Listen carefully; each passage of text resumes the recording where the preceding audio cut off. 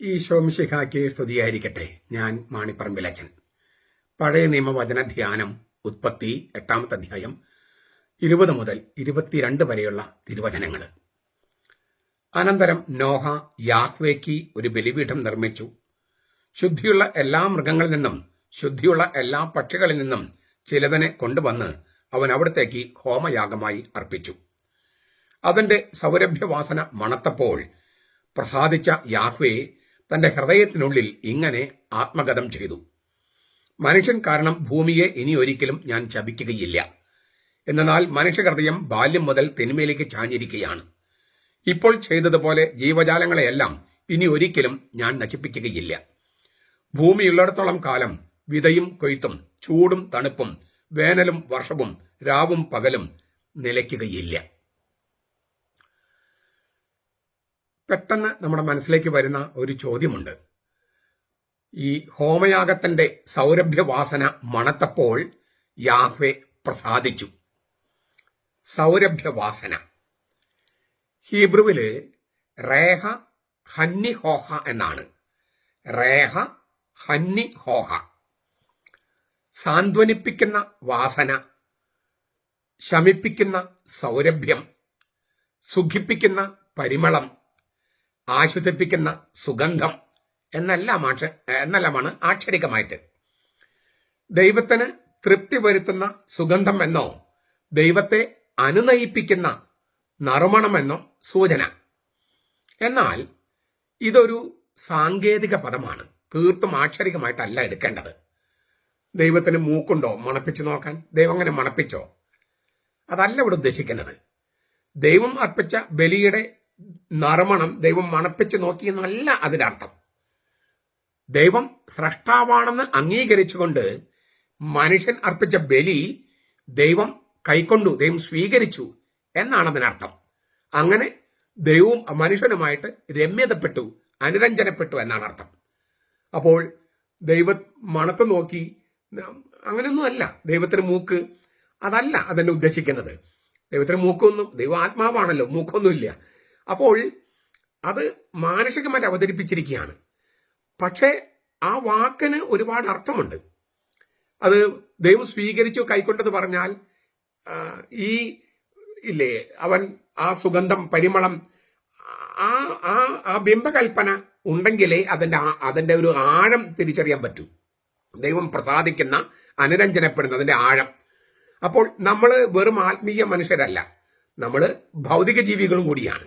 അപ്പൊ നമുക്ക് കൂടി മനസ്സിലാകുന്ന തരത്തിൽ, പഞ്ചേന്ദ്രിയങ്ങൾ കൂടി മനസ്സിലാകുന്ന തരത്തിൽ, ആത്മാവിന് മാത്രമല്ല ശരീരത്തിന് മനസ്സിലാകുന്ന തരത്തിലാണ് ബൈബിളിലെ ഭാഷ.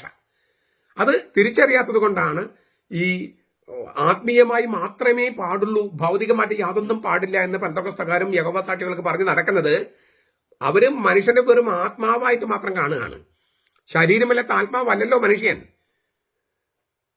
ശരീരമുള്ള ആത്മാവാണ് മനുഷ്യൻ. അപ്പൊ ശരീരമുണ്ട്, ആത്മാവുണ്ട്. ആ ആത്മാവിന് ഒരു ഹൃദയമുണ്ട്. ദേഹം ദേഹി ആത്മാവ്, അങ്ങനെയാണ് പൗലോസിലേക്ക് പറയുന്നത് തെസ്സലോനിക്ക ലേഖനത്തിൽ. അപ്പൊ ഇത് തിരിച്ചറിയാതെ, ദേഹം ദേഹി ആത്മാവ് ഇങ്ങനെയുള്ള ഘടകങ്ങൾ തിരിച്ചറിയാതെ ആത്മീയമായ കാര്യങ്ങൾ മാത്രം സംസാരിച്ചാൽ അത് മനുഷ്യർക്കോ ഈ ഭൂമിയിലുള്ളവർക്കോ ഒന്നും അത് മനസ്സിലാകൂല, അത് ശരിയാകൂല. അതുകൊണ്ടാണ് ഈ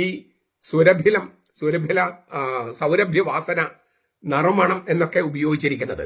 അത് ആ ആക്ഷരികാർത്ഥം വിട്ടുകളയാൻ പാടില്ല. പക്ഷെ അതൊരു സാങ്കേതിക അർത്ഥം കൂടിയാണ്. ദൈവത്തിന് മൂക്കൊന്നില്ല മണപ്പിച്ച് നോക്കാൻ.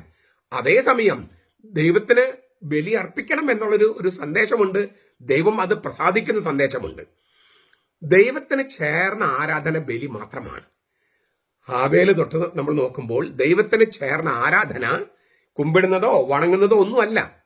ഈ കത്തോലിക്കർ വിഗ്രഹാരാധകരാണെന്ന് പെന്തക്കോസ്തക്കാരും യഹോവ സാക്ഷികൾക്ക് ആരോപിക്കുന്നതിന് കാരണം അവരുടെ വിചാരം കുമ്പിടുന്നതും മുട്ടുകുത്തുന്നതുമാണ് ആരാധന.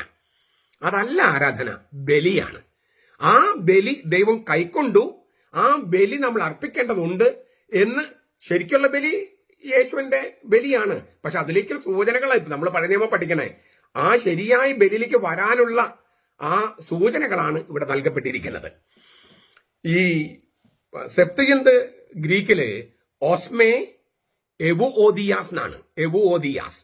ഓസ്മ എന്നതിന് വാസന, സുഗന്ധം, നറുമണം എന്നൊക്കെ അർത്ഥം. എവുഓദി എന്ന് പറഞ്ഞാൽ സൗരഭ്യം, പരിമളം.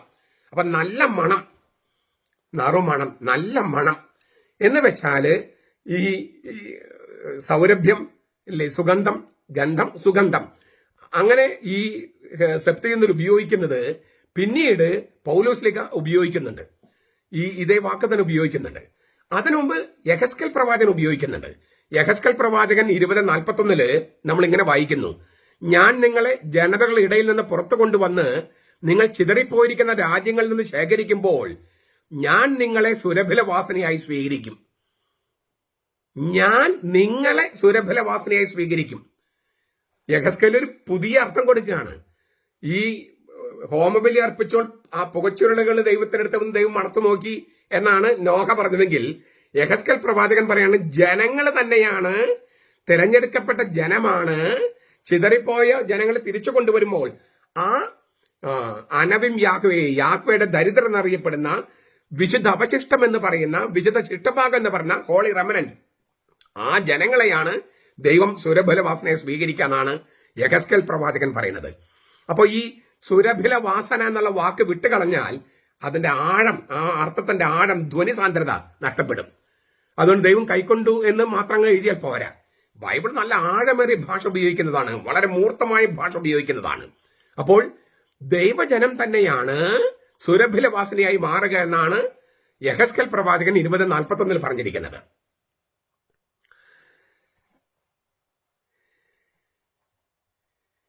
പുതിയ ഉടമ്പടിയുടെ വെളിച്ചത്തില് പൗലോസ്ലിഹ പറയുന്നത് 2 കൊരിന്തോസ് 2:14-15 പറയുന്നത് ഇങ്ങനെയാണ്: ക്രിസ്തുവിൽ ഞങ്ങൾ എപ്പോഴും വിജയോത്സവമായി നടത്തുകയും എല്ലായിടത്തും ഞങ്ങൾ വഴി തന്റെ പരിജ്ഞാനത്തിന്റെ സൗരഭ്യം പരത്തുകയും ചെയ്യുന്ന ദൈവത്തിന് സ്തോത്രം.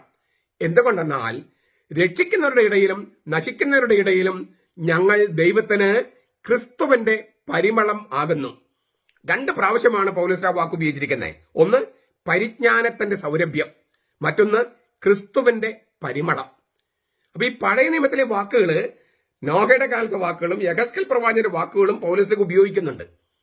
പരിജ്ഞാനത്തിന്റെ സൗരഭ്യം എന്ന് പറയാൻ, ജ്ഞാനത്തിന്റെ സൗരഭ്യം, അതുപോലെ ദൈവത്തിന് ക്രിസ്തുവിന്റെ പരിമളം. കുന്തിരിക്കത്തിന്റെ സുഗന്ധം പോലെ സുവിശേഷം ലോകം മുഴുവൻ തന്റെ ശുശ്രൂഷയിലൂടെ പരക്കുന്നതിൽ പൗലോസ് ആനന്ദം കൊള്ളുകയാണ്. കുന്തിരിക്കത്തിന്റെ സൗരഭ്യം പോലെ സുവിശേഷം പരക്കുകയാണ്. സുവിശേഷത്തിൽ നിന്ന് നിത്യജീവന്റെ സൗരഭ്യം രക്ഷയുടെ വഴിയിലുള്ളവ വിശ്വാസികൾക്ക് നിർഗളിക്കുകയാണ്. സുവിശേഷത്തിൽ നിന്ന് നിത്യജീവന്റെ സൗരഭ്യം. നിത്യജീവന്റെ സൗരഭ്യം എന്ന് ചോദിച്ചാൽ നമുക്ക് എല്ലാവർക്കും ഒരു മണമുണ്ട് ഇല്ലേ? നമ്മുടെ ശരീരത്തിനൊക്കെ ചെറിയൊരു മണമുണ്ട്, നമ്മുടെ വസ്ത്രത്തിനുണ്ട് മണം. അത് ഇല്ലേ, അത് ആ ഒരു ഭാഷ ഉപയോഗിച്ചിരിക്കുക. സുവിശേഷത്തിൽ നിന്ന് നിത്യജീവന്റെ സൗരഭ്യം രക്ഷയുടെ വഴിയിലുള്ള വിശ്വാസികൾക്ക് നിർഗളിക്കുന്നു. ആത്മീയ നാശത്തിൽ കുതിക്കുന്നവർക്ക് അതിൽ നിന്ന് വമിക്കുന്നത്, സുവിശേഷത്തിൽ നിന്ന് വമിക്കുന്നത് മരണത്തിന്റെ ദുർഗന്ധമാണ്. മരണത്തിന് ദുർഗന്ധമില്ലേ? നമ്മളൊരു ബോഡി മരിച്ചു കഴിഞ്ഞാല് പിന്നെ ദുർഗന്ധമാണ്. അപ്പോൾ നാശത്തിലൂടെ ചരിക്കുന്നവർക്ക്, നാശത്തിന്റെ വഴിയിലൂടെ ചരിക്കുന്നവർക്ക് സുവിശേഷത്തിൽ നിർഗളിക്കുന്നത് മരണത്തിന്റെ ദുർഗന്ധമാണ്. രക്ഷയുടെ വഴിയിൽ നടക്കുന്നവർക്കോ അത് വിശ്വാസികൾക്ക് നിർഗളിക്കുന്നത് പരിമളമാണ്, നല്ല മണമാണ്, സുഗന്ധമാണ്. സുഗന്ധം, സൗരഭ്യം എന്ന വാക്കുകൾ പൗലോസ് സ്വീകരിക്കും. ഞാൻ പറഞ്ഞല്ലോ, ഉൽപ്പത്തി പുസ്തകത്തിലെ നോഹയുടെ ആ ഹോമബലിയുടെ പശ്ചാത്തലത്തിൽ നിന്നും പിന്നെ യെഹെസ്കേൽ പ്രവാചകന്റെ പ്രവചനങ്ങളിൽ നിന്നുമാണ്.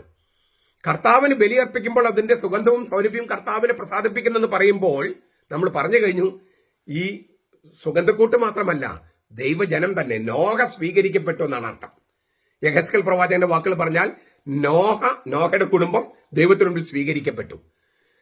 മോശയുടെ ന്യായപ്രമാണത്തില് മൂർത്തരൂപം പ്രാപിച്ചിരിക്കുന്ന യാഹ്വയുടെ ജ്ഞാനം വെളിപാടായിട്ട് കിട്ടിയിരിക്കുന്നത് മോശയുടെ ന്യായപ്രമാണത്തിൽ എന്നാണ് പൗലോസിന്റെ കാലത്ത് വിശ്വസിച്ചിരുന്നത്. അത് ഇസ്രായേൽ മുഴുവൻ വ്യാപിക്കുന്നതിനെ ഈ പ്രയോഗങ്ങൾ ഉപയോഗിച്ചിട്ടുണ്ട് പ്രഭാഷകൻ 24:15. പുതിയ ഉടമ്പടിയുടെ വെളിച്ചത്തിൽ പൗലോസ് പറയാണ്, ഇതെല്ലാം പുനരാഖ്യാനം ചെയ്തിട്ട് പറയാണ്, സുവിശേഷത്തിന്റെ ശുശ്രൂഷകരാണ്, വചനമായി തീർന്ന അവരുടെ ശരീരമാണ് ദൈവത്തിന് കൊടുക്കുന്ന സജീവ ബലി. അതുകൊണ്ട് നമ്മുടെ ശരീരം തന്നെ സുഗന്ധമായിട്ട് മാറുകയാണ്. സുവിശേഷത്തിന്റെ ശുശ്രൂഷകർ തന്നെയാണ്, വചനമായി തീർന്ന അവരുടെ ശരീരമാണ് ദൈവത്തിന് കൊടുക്കുന്ന സജീവ ബലി. അപ്പൊ നമ്മുടെ ശരീരത്തിന്റെ സുഗന്ധം ദൈവത്തിന് സ്വീകൃതമാകുന്നതിന് കാരണം നമ്മുടെ ശരീരം തന്നെ വചനമായി മാറുകയാണ്. അതാണ് ബുദ്ധിയുള്ള ആരാധന, സജീവമായി ബലി. റോമാലേഖനം 12:1 ഒരു അർത്ഥം. രണ്ടാമത്തെ അർത്ഥം, സുവിശേഷത്തിന്റെ ജ്ഞാനം ലോകം മുഴുവൻ വ്യാപിക്കുന്നതാണ് ഈ പറഞ്ഞ സുഗന്ധവും സൗരഭ്യവും. സുവിശേഷത്തിന്റെ ജ്ഞാനം ലോകം മുഴുവൻ വ്യാപിക്കുക, അത് സുവിശേഷം പ്രഘോഷിക്കുന്നവരിലൂടെയാണ്.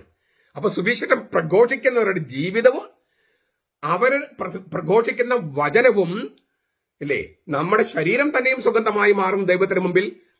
അപ്പോൾ നമ്മൾ പ്രഘോഷിക്കുന്ന വചനവും സുവിശേഷത്തിന്റെ വചനവും സുഗന്ധമായി പരിമളമായി തീരുന്നു, ഈ ലോകത്തെ മുഴുവൻ സുഗന്ധപൂരിതമാക്കുന്നു.